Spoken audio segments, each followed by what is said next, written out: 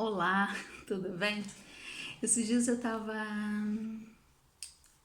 aqui em casa e recebi uma mensagem que estava explicando sobre algumas palavras, o sentido de algumas palavras. E eu achei muito interessante porque às vezes a gente usa algumas palavras e usa assim como uma, né, normal, mas não sabe qual que é a origem da palavra, por que que a palavra veio. E aí eu lembrei que esses dias eu escutei sobre a história da Arca de Noé, algumas coisas da Arca de Noé, depois eu escutei outras coisas, e para mim fez muito sentido. E para mim, antigamente, quando eu escutava sobre a Arca de Noé, era que Noé construiu a arca, colocou os animais lá dentro, choveu 40 dias, 40 noites, e parou a chuva e depois a água baixou, Noé saiu com os animais e viveram felizes para sempre. Foi isso que eu sempre escutei. E aí depois eu comecei a escutar, eu chamo de os bastidores da Arca de Noé, né? E aí eu fiquei sabendo que Noé, ele nunca nem tinha construído um bote, nunca tinha construído nada, não fazia ideia do que era construir uma barca. E aí fica pensando, né? Imagina, né? Deus chegar e falar assim: ai, Noé, constrói uma barca. Como que vai construir uma barca, pelo amor de Deus? Eu nem sei construir barca, né? Mas ele confiou. E se Noé tivesse dado a indicação para um engenheiro, né? Noé não, se Deus tivesse dado a indicação para um engenheiro, né? Que Deus sabe muito bem, quem sabia construir muito bem uma barca, né? Mas quando ele falasse a forma que tinha que ser construída aquela barca, com certeza a pessoa não iria construir aquela barca, né? Ia falar, não, isso aí tá mal, não, tem que melhorar aqui. Ele não queria a opinião de ninguém, ele queria simplesmente que uma pessoa que executasse aquilo que ele estava fazendo. E quem seria melhor para executar aquilo que ele está fazendo é uma pessoa que não entenda aquilo, né? Só uma pessoa que não entenda aquilo ia falar, uma pessoa que entendesse ia falar, não, vou construir assim não, tá maluco? Isso daí não vai dar certo. Então Noé não fazia ideia de como construir a barca e Deus deu indicação para ele, ele foi lá e foi construindo aquela barca. E depois, o lugar que Noé morava era longe do mar. Então eu pensava, né, a gente pensou na cabeça dele, como que eu vou fazer para sair tirar essa barca daqui desse tamanho para chegar lá, né? E não chovia há muito tempo, naquele lugar não chovia.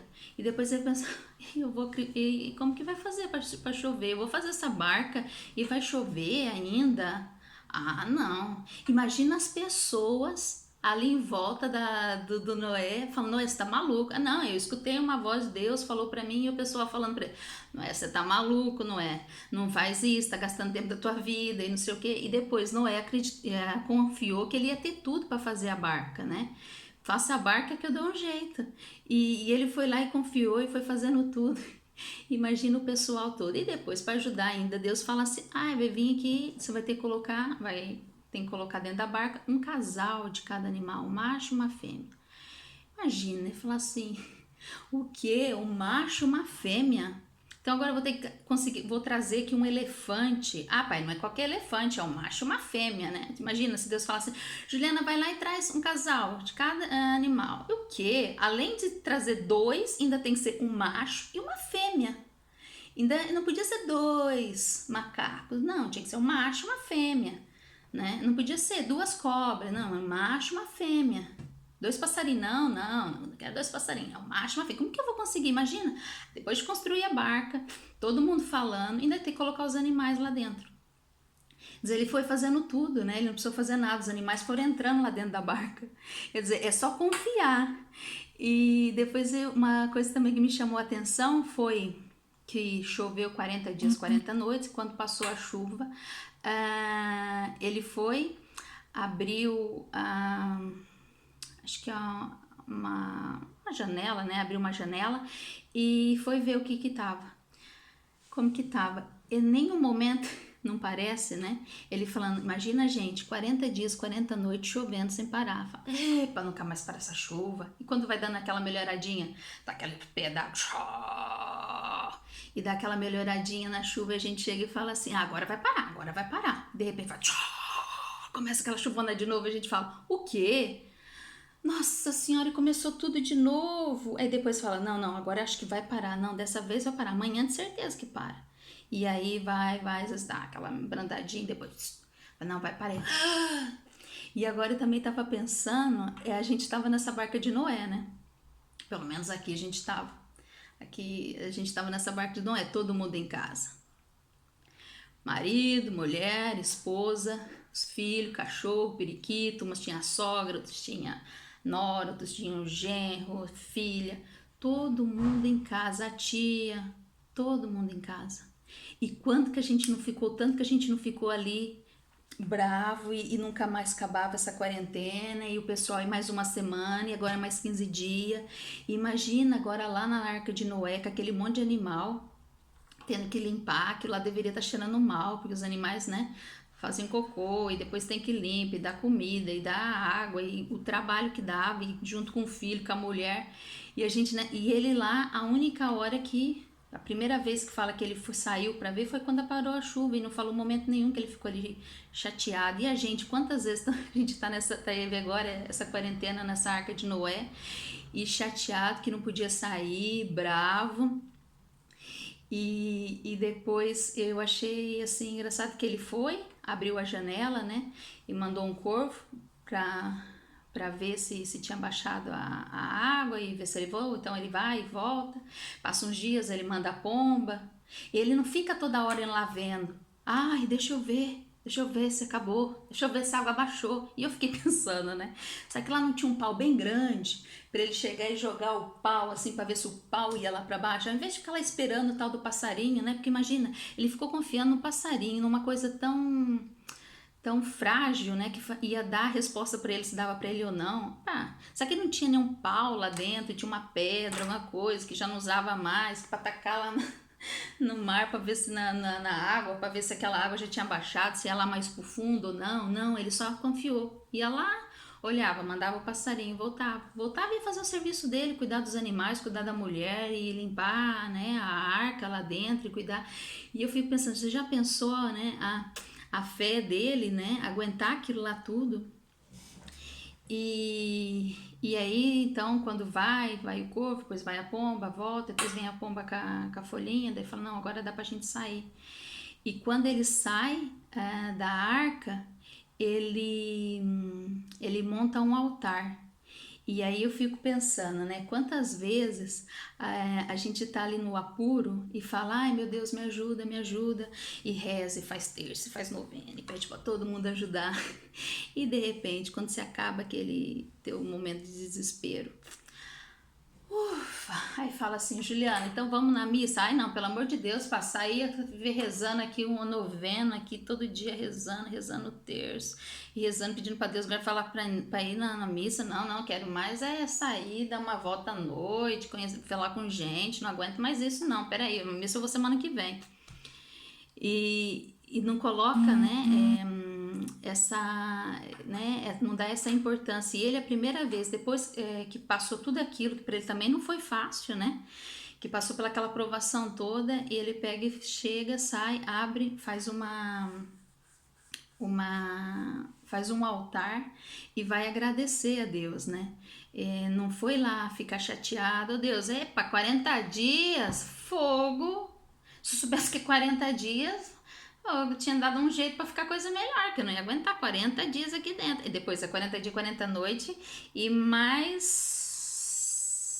150 dias, né, que a água permaneceu ainda.